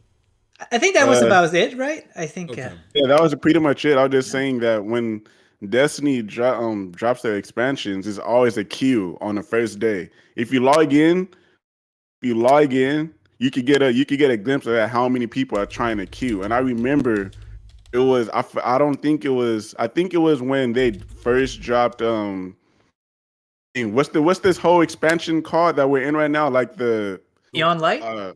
Beyond Light. When Destiny 2 first dropped Beyond Light, it was not crossplay, but there was a queue of over 10,000 people. I wish I should have screenshotted it, but like it went from 10,000 to 8,000 for the queue. Oh yeah. For like the first minutes of dropping. Like that's a lot of people on Stadia. Yeah. No, that was on the game, you know? Yeah. Yeah. It's crazy because like I jump on Division and I think it's crossplay if I'm not mistaken. MM2K. It's crossplay with Yeah, PC. it is. And Yep. and I have sometimes a hard time to get players to play with me and stuff, but Destiny is a really old game, and like it takes me seconds to find people to play with. It's just amazing. It doesn't matter. It doesn't matter what time of day or night. There will be people on Destiny. Even on Stadia, there will be people on Destiny too at all times of the day and night. Yep. Yeah. Yeah. No, that is true. It is, and it's great. It's a great game to have on there. I think Stadia did a good job at curating content that they feel would do the best job that it could to bring, not only bring people, but then wouldn't break the bank, so to speak. Like, we already know with Tim Swindle, he probably wanted 100 kajillion bitcoins in order to bring Fortnite here. You know what I mean? So like they had to make that balance because they got a budget, and to really to answer or to respond to Ninja Guy's great concerns. It was a great segment. I do want to say this, like based upon my experience, even with Microsoft, what happened was that money goes to corporate. So when you're a division, a business sector that's in trouble, quote unquote, or you're new age, then you gotta earn your stripes. Rather, you gotta prove yourself. So all that money that comes in is going to go to corporate, and then when you build up enough money to where corporate be like, okay, well, you made so much money that it not only subsidized your efforts, but we were able to take a few million and plop it over here on Windows. Man, you guys are now a core business. Then you'll start seeing some longevity with the checks being written. See, that's what happened with Microsoft. They started making so much money with them, again, licensing their services. They're like things like Havoc and PlayFab and all that other stuff. By them doing that, they started making money that was then being used in other business sectors. And when that happened, Satya Nadella said, oh, hell, if we're like in second place by a significant margin to PlayStation, can you imagine if we close out or we do better than them? We got to plug some more money into this. So you got to bring in revenue, and the revenue is going to go to corporate. But after you bring in money to corporate and it's an extensive amount, they have no choice but to look at you and say, you're a significant revenue source. So yeah, let's go get some more games on Stadia. Let's go do this and do that. It took years. Remember, that was 2014 when Satya Nadella originally said, this Microsoft thing. Remember there were rumors that they were going to sell off Xbox after that. Yeah. Not anymore. I'm going to say something though, that it is that Stadia, they have a solid plan. They had a solid plan from the beginning, and they still have a solid plan. We don't know the plan at the moment, exactly, which is unfortunate. But they're not like confused or anything. They know what they're doing, And so. And I think with the lack of, and that's a great point, and I want to get your thoughts on this, Daryl. I think with the lack of communication and the homeliness that Google is trying to come off with, and maybe that's not the best way to, but the when I say homeliness, I mean the down to earth, like, we're just regular gamers like you guys. I think that aura may give a signal to many people, oh, Google don't know what you're doing. I know that for a fact when I first came into this community and we had an opportunity to talk to Google, I mean, and I was included. Many of us talked to them like they weren't $1 billion company, like they didn't know what the hell they were doing, And I know they probably said okay and ended the call and were laughing their asses off at us, like, who do these people think they, And I was guilty. I was one of them. So I think Ninja Guy X brings up an excellent point. I want to get your thoughts on. I think because they come off with this aura that, hey, we're just trying to be the normal gamers like you, and we're new to this, that people think that they don't know what they're doing. When I think it's to the contrary. What do you think about that? I think people, I didn't look at Stadia as like a huge business when I first thought, so I don't know. It's like I didn't look at them the same way that I look at PlayStation or Xbox, of course, because they are new. But I think we were kind of spoiled for like from 2019 to this year. With the communication from Google, we've been spoiled with them dropping stuff like every couple months, because they really don't have to do that. They don't have to communicate with us. And I think now, since they're actually not really communicating with us, that it makes a lot of people, just uncertain of the future. But we gotta understand that Google Stadia is still the same company they didn't change. You know, only thing that they're doing is just they're just keeping their head down and they're trying to just bring stuff out. When they're ready to make an announcement, they will make an announcement, and we will get hype, you know, all over again, just like we was when they've been doing it. You know, like hopefully they do something for their anniversary day. I'm pretty sure they will, but hopefully they do because we haven't really heard anything about it. But I'm pretty sure Google knows what they're doing. They're new to Stadia, but they're not new to business. Yeah. and I mean, I won't go over what was said, including what I said there, but we were kind of silly. Thank goodness there were some cooler heads in the room that said, I'm not going in there saying that. Like, right. I think Google knows what they're doing and they're just fine. And I'm glad there were those, and those people know who they are. I'm glad there were some other cooler heads besides myself that didn't go in there like, well, this is what you need to do, and you got to have these many people or whatever. They know what they're doing. Yeah. They're going to do it at their pace, and they're going to do it. I think that's best for their core demographic, and they're not going to do it because someone else thinks that they should. They're going to do it because the data tells them that it's a good thing to do. Yeah, like the great Nipsey Hussle said, it's a marathon. It's not a sprint. Yeah. Oh, we got Pete back. Pete, you good? Pete. Sorry, I had to go do stuff. Yeah. No, it's good, brother. It's good. I had lost the panel anyway because they were botting again. And here, what it was is I had Ubisoft Connect still loaded, Microsoft spreadsheets. I had like 5 programs running, so that's why everybody kept falling off. All right, well that's great. I think this is a great time to segue to the next topic, which is really our final topic for the day, which is let's take a look at. I want to take a look, guys, at the TWoS and the featured blogs and all that other stuff. So let's first and foremost let's do this blog that came out today. You know how we do. Let me show you something. Hey, I love that. It says this week on Stadia. Go ahead, Spark. What you gonna say? I really do, like, bro, the way you say, let me show you something, that's literally iconic. Right? It is. I get people requesting it.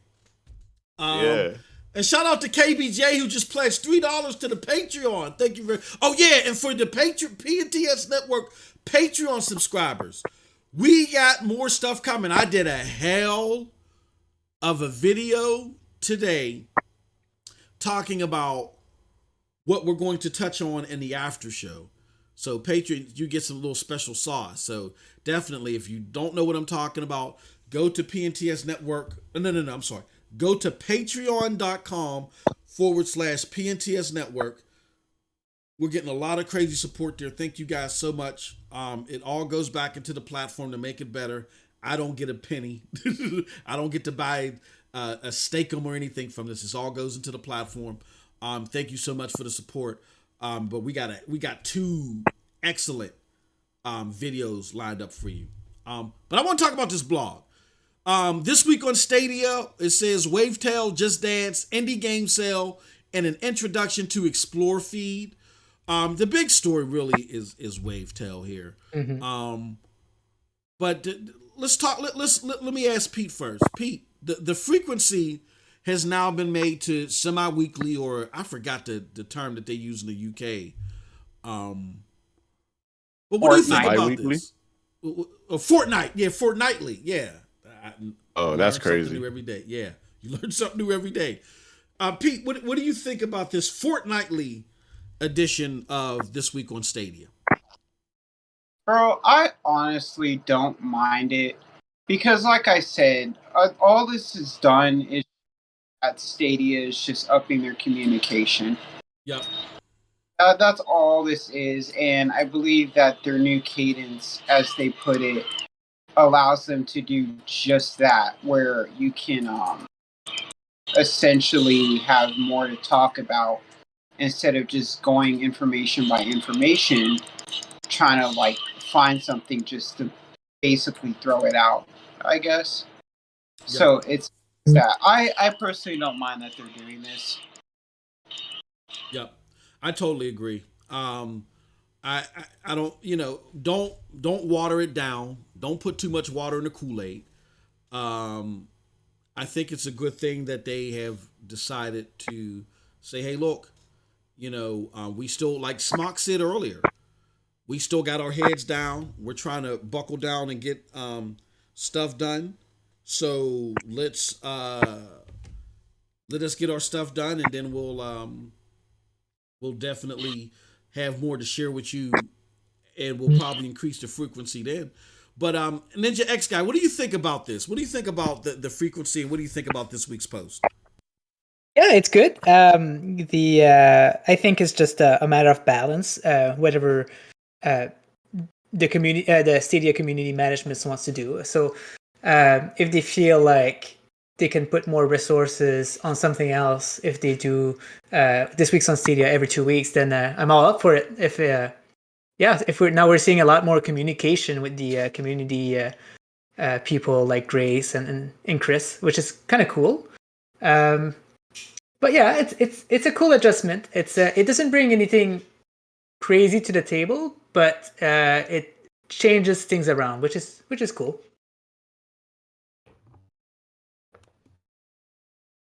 Hello. Hey. Sorry about that, y'all. Okay. So, Smart, what do you think about the frequency and stuff, and what do you think about this blog post? Honestly, it doesn't bother me. Not even like it doesn't bother me at all. I think it'll be a good change because, like I said, I've been out of the loop. So them doing it bi-weekly, it's not going to really hurt anybody. I think it'll just help. Like you said, they have more to talk about, and it is as long as they keep it consistent. I mean, I don't see anything wrong with it. Yeah, I don't think it's a problem. They're putting out information when it's available. I think what the problem was, guys, is that when you're putting something out weekly, but then you have GFN that's of course it's easier to port for the platform, and they're putting up 10, 15 games a week. Then you're kind of being pit against them, and I guess they didn't want to do. They were like, look, let's not do that. Maybe we need to change our frequency because we're not GFN. We're doing something different. You know what I'm saying? I liked it. There was like a tweet that was put out there the other day where it showed other cloud platforms like on these wobbly wooden planks, and they, it's like they was expeditiously put up there fast, and Stadia's just taking its time putting up solid bricks. You know what I'm saying? So I think that's representative in a lot of ways. I don't want to say the other platforms are wobbly pieces of wood, but I think Stadia's on more solid footing, and they're doing it at a more fathomable pace for a sole cloud dedicated platform. Exactly. Let's see, what else did we have out here? Let's talk a little bit about the features blog. Ninja Guy X, can you take over for me? I'm going to step away just for 1 minute. I'm putting you on the spot already, Johnny on the spot. I'm going to step away just for 1 minute, but just to get the panel's thoughts on these features, the 20 games powered by Stadia features and all that good stuff. I'll be right back. Okay. All right. I'm wait. for this block here, the 20 plus game now powered by future games. Wait, I'm confused. So I can't even remember that blog. It's a 20 plus games now powered by Stadia platform features that change the way you play. Okay, let me just get that. Let me show you something. No, that doesn't work as good. Oh man, let me just check that blog here. Well, my keyboard doesn't work anymore, so that's not gonna help. Man, Daryl, do you remember that blog? I just can't remember. I have it pulled up. It's in the notes. It's in the show notes. He's talking about Basically, he's you should have it in your email or wherever he sent it to you. Yeah, I got it here. Okay, perfect. Right. So load. Okay. Yes. Okay. Now I got my memory refreshed. Okay, so yeah, this blog was pretty cool. That wasn't even at This Week on Stadia, and I think it was posted on that Tuesday, which was kind of cool. So on this, it's funny because on Rock Show, before they posted that, someone was saying like, oh, or was it on Rock Show? Anyway, it was on that day. Someone mentioned, oh, we should have people explaining more what these features are because they're pretty cool, like crowd play and stuff. And then this blog came out, and it was like, oh, this is exactly what we need. And it's very good because it explains state share, crowd play. What else does it show here? Crowd choice and stream connect. And what's cool about this is that they've also added new games with that feature. So Doom Eternal got a new feature in there, a new DLC, which is called Horde Mode. And they're taking advantage of state share at the same time. So yeah, it was a very cool post with additional features. But yeah, that's pretty much what I have to say about this. State share is my favorite feature of all of this because, as some might know, I'm a big Pixel Junk Raiders fan, and that feature was so useful in the game. And yeah, what's your favorite feature, Smock? I think my favorite feature by default has to be the direct streaming because that's the only way that I could really stream the game without my computer like lagging all over the place until I get a better one. But the direct stream, I think it's their best feature besides Stream Connect. Stream Connect and direct stream, I think to me goes hand in hand. But I really want to see Stadia expand on the direct streaming to where you could just add your face. If I could just add my face with my camera to the direct stream, it'll be perfect. Like that'll literally, I don't know. That's my favorite feature. So that'll only make it like way better. Yeah, it's a very good feature, and this is actually how I got into content creating. I noticed this feature, and I actually really had a bad rig, a bad PC, so it was really a good way to just go ahead and start content creating and show stuff that I wanted to show to people, and then it got me into buying a better PC and do some better content. But it's as you said, right now it's a very good like kind of a starter feature where you can experience it, but expanding on it would be even better with webcam and maybe even interacting with the chat, putting the chat on there. They have the tech. They have the tech to do it. Everything too. Like they literally have the. I really think they could do it. I don't think it'll use that much CPU to be able to add a face cam feature and to add little stream element features, to the chat. I think that'll all be dope. Yeah, because if you take applications like Restream, for example, it's all being streamed from a server. They take your webcam and then they stream it to YouTube. Yeah. And BBD also made a great point too. They should add the party chat because right now they can only hear your voice when you're doing voice directly through the game. But if you use the party chat, then they can't hear anymore. So yeah, adding party chat, that they definitely need to do that too, and hopefully they will, because I don't see why not. Exactly, and also if they could add voice when you stream from the Chromecast, because I know that doesn't work at the moment, and really? Yeah, this was something that I really wanted to do when I started streaming, but that only works when you're streaming from PC. Yeah. All right, I am back. Sorry about that, guys. No Come problem. back. We held it down. Yeah, you caught me off guard there. I was like, okay. Yeah, we didn't expect you to come back. Oh my gosh! I'm looking at the chat, and they said, "Get Moses' ass out of here." Oh well, okay. Well, see you later, folks. No, no, cool. Okay, I just if you guys had a conversation going, I'm gonna let y'all finish it. Go ahead. Let me what's your favorite Stadia feature? Like, do you like state share, stream connect? Which one do you like the most? Is Pete here? I gotta go. Say that again. Is Pete here? Yeah, Pete. Yeah. I think Pete's still here. Pete, you good? Yep, he's still here. Okay.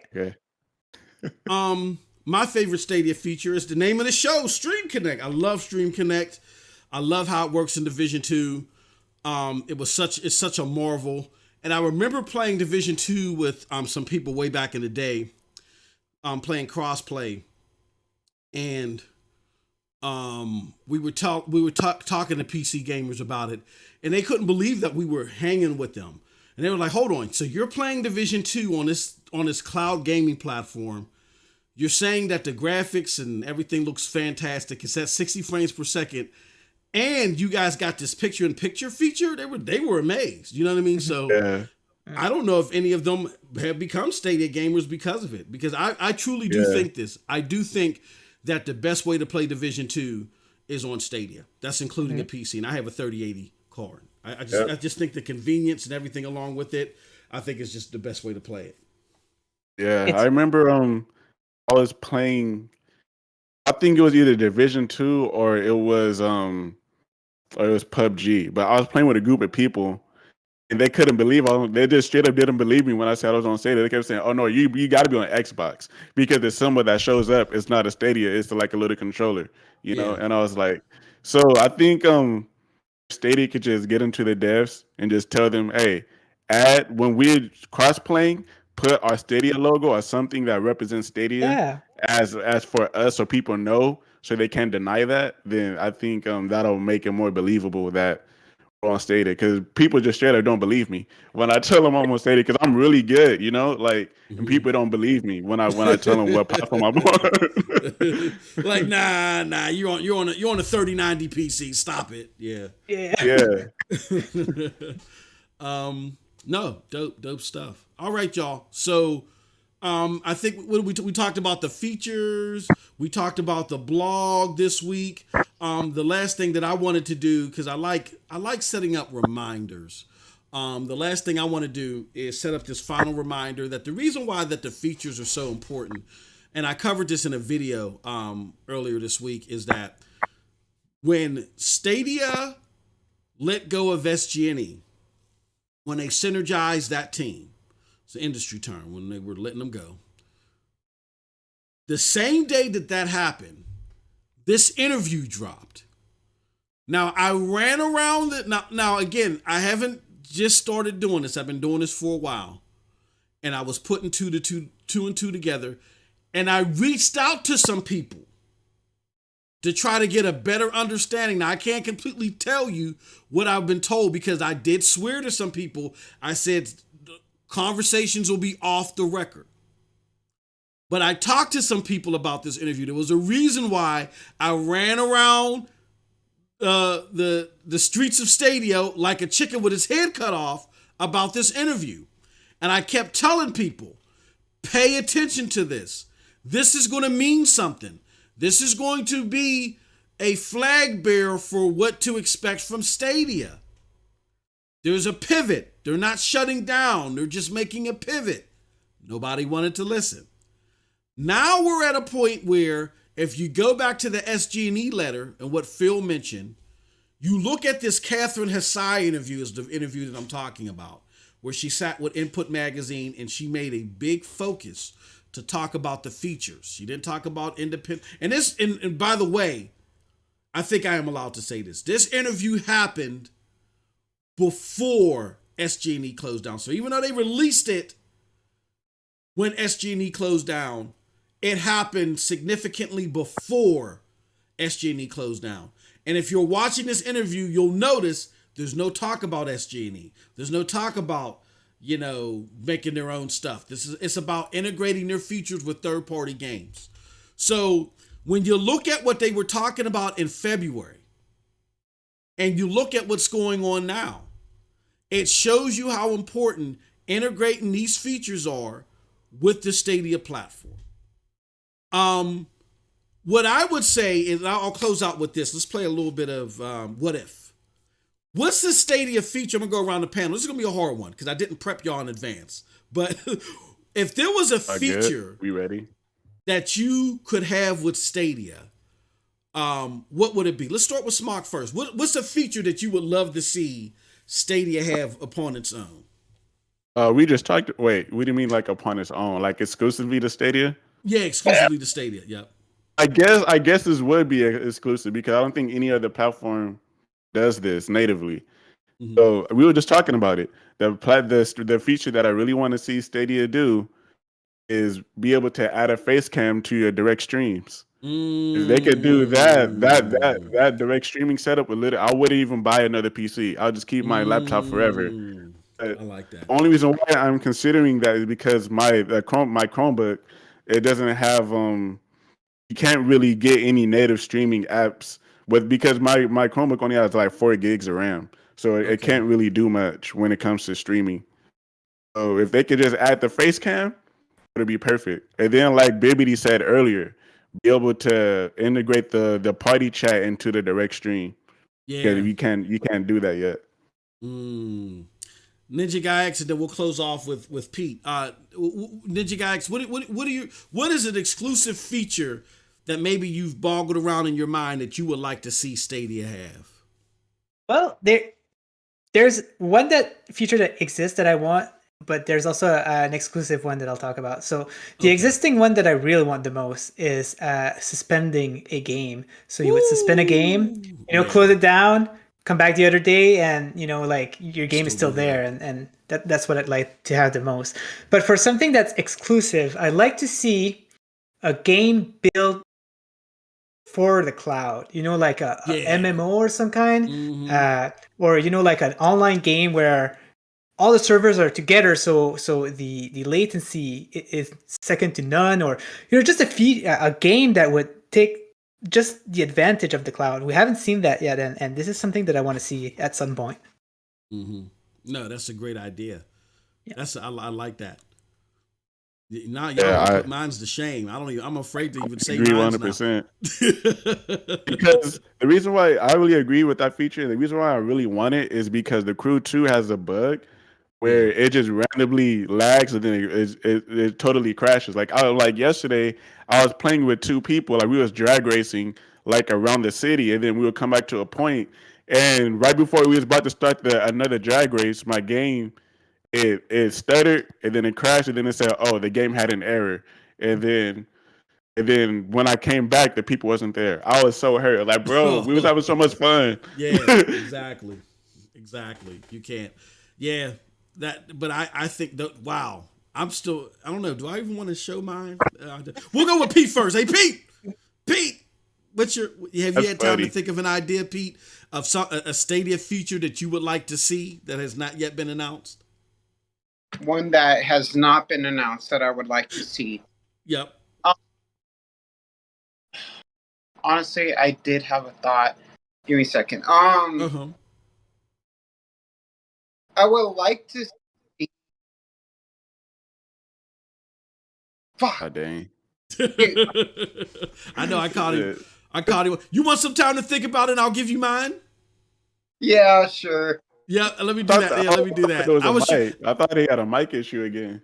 I was trying to use Pete as a crutch to give me more time to think about a new one. But no, here's what I would like to see.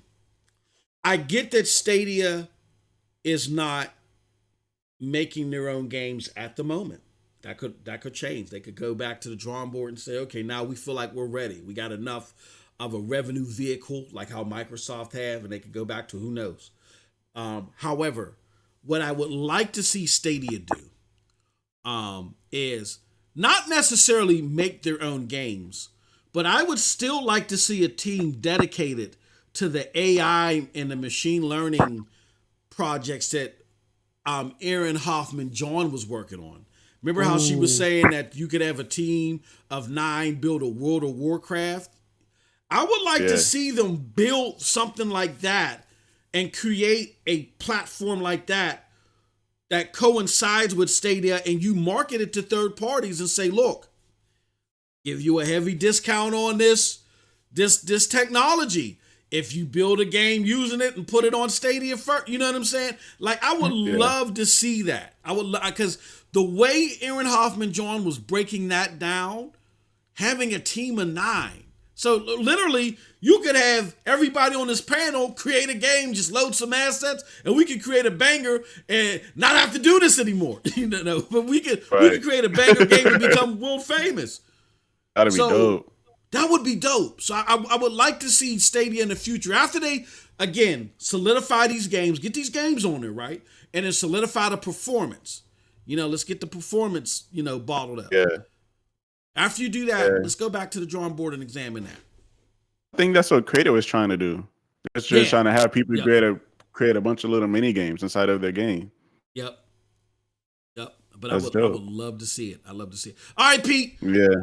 The time's up. Now you got to cut. You couldn't be my crush, but you have an idea of a Stadia, a feature that you would like to see exclusively on Stadia. Okay, I do have something. Okay, here's my great idea. So Okay. I would like them to have something similar to Epic, where Unity is basically built into Epic. I would like Stadia to have something like that with their own cloud, because all of their stuff is built directly into the cloud. Yeah. So I would some kind of integration of that to make it easier for people to understand how Stadia works and how much easier it makes development as a whole. So that's what That's not what Linux is. I don't know. That's a Jack question. That's a 'Cause I Jack coulda question. sworn- Where you at, Jack? I could have sworn Stadia runs natively on Linux. It does, but Linux isn't an engine like Unity is. Yeah, That's true. That's true. I get what you're saying. Yeah, I've heard that it's You not know as what? simple as just importing. I think you need to do some more stuff around it. Yeah. You know what? If Stadia could partner with Ubisoft and get Ubisoft's Snowdrop? engine running on there, Snowdrop? Snowdrop, any one of those many engines that Ubisoft has, bro. Any one of those, that'll be dope. Damn. So Hey. you know how I think stuff like that is possible. Stuff like that. The only thing they got to do is just like somebody has to just tell it to them, and I'm pretty sure they could do it because why not? Stadia is in the cloud, like you said. Only This thing is they got to what I do would is just. I would now we're colluding together. I love this. Hit that like button. This is what you do, y'all. You go to Ubisoft like how Amazon went to Crytek. And remember how Crytek the Lumberyard engine is an offshoot of the Crytek engine.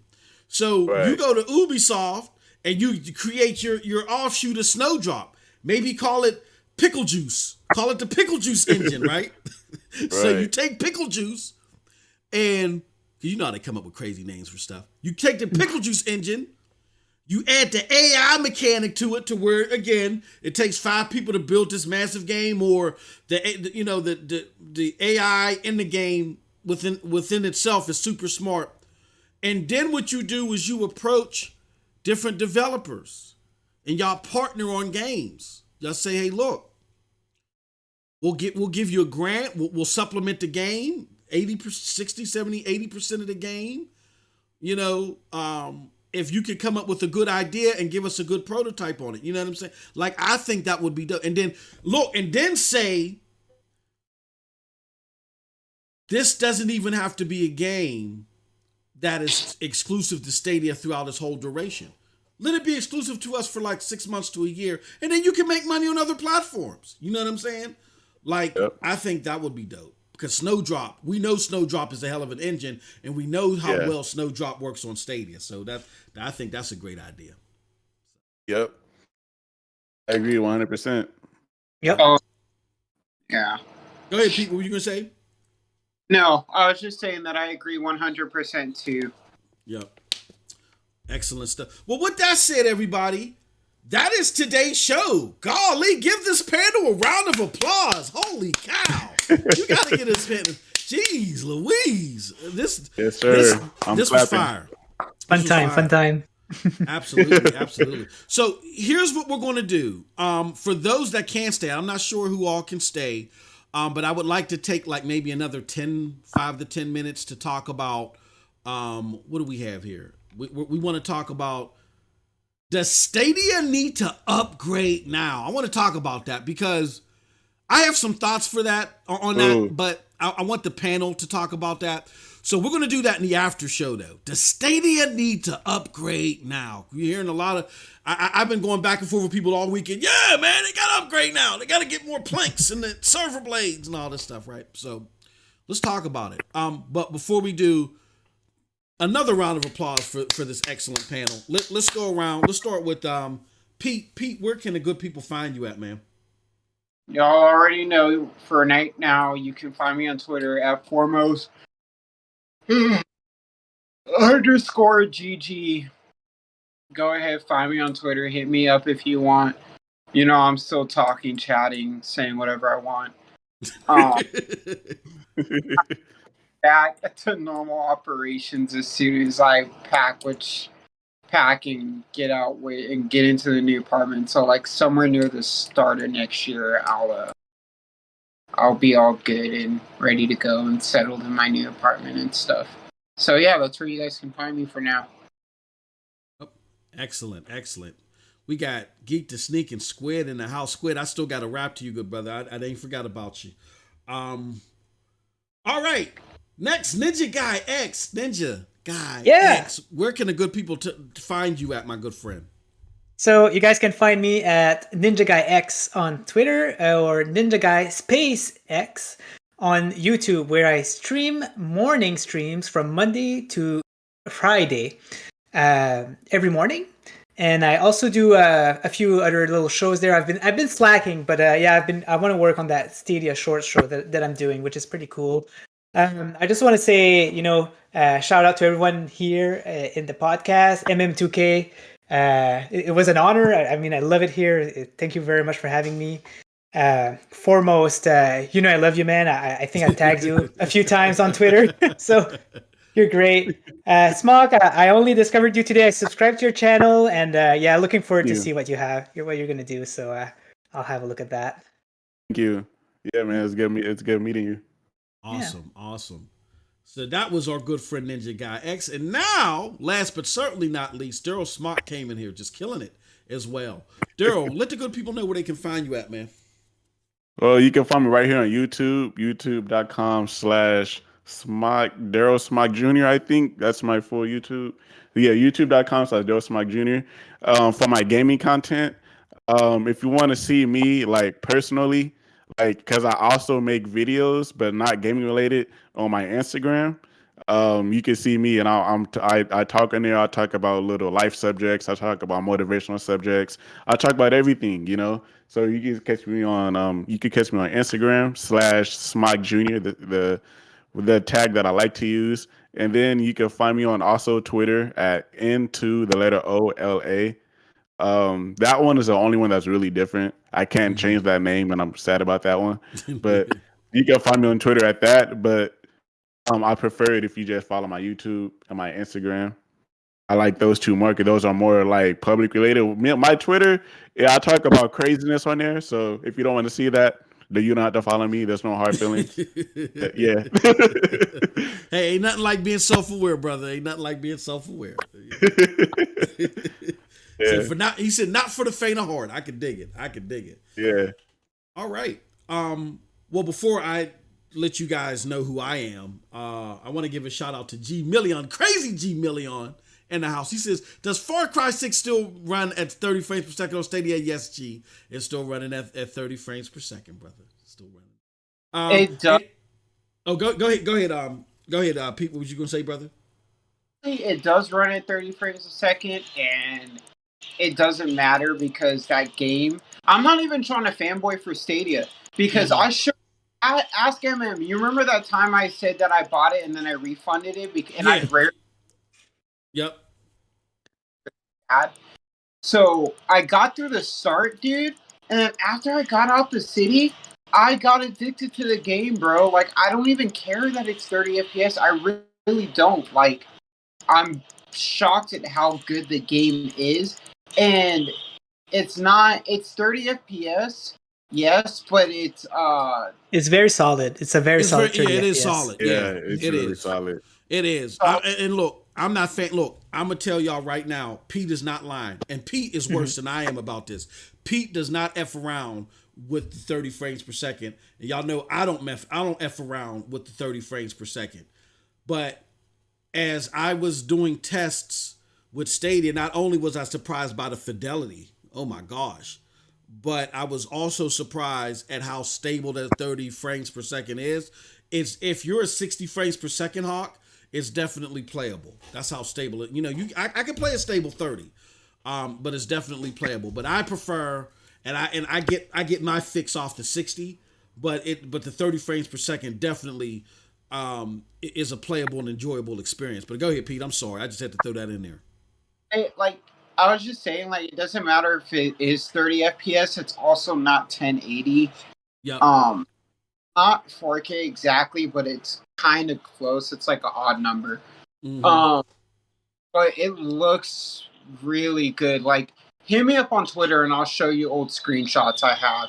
Like, I played the entirety of that game, and I kind of want to hop back on it and Yep. play weekly Yeah. in I game. heard it's even. Bro, I went through the dinosaur park all by myself, and I just felt amazing, like a total badass. Just headshot. Yeah. I run the S, Yeah. like one shot to the head. They're in around silence. They're gone. I was like, ha! So it's really nice. It's 30 FPS, but it's amazing. Yeah, and apparently playing that game with friends makes it even more fun. I haven't really had a chance to do that, but you're playing that game in co-op mode is even more fun. Yep. Yeah. I saw Bill and Lloyd, a Nerd Nest, playing together. I said, "Oh, that looks dope." Yeah, I like that. Yeah. Bro, what is it? Stream Connect? Yeah, Stream Connect, where you can see the play and all that stuff. Yep. Yep, it has that too. Connect.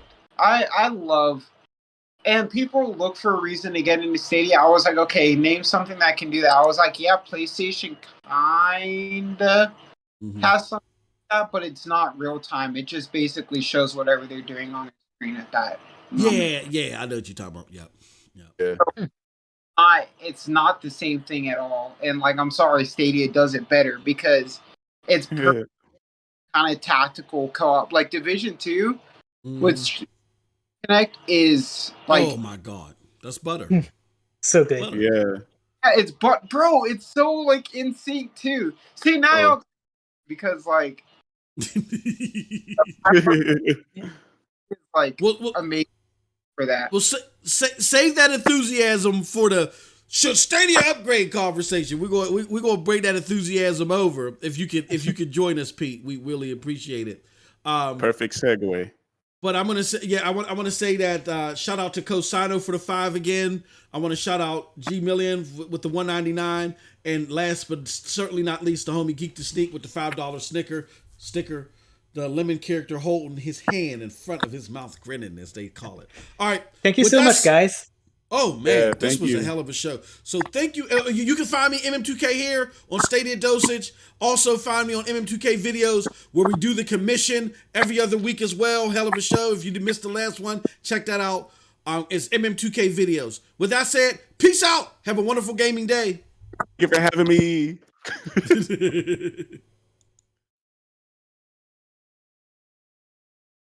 All right.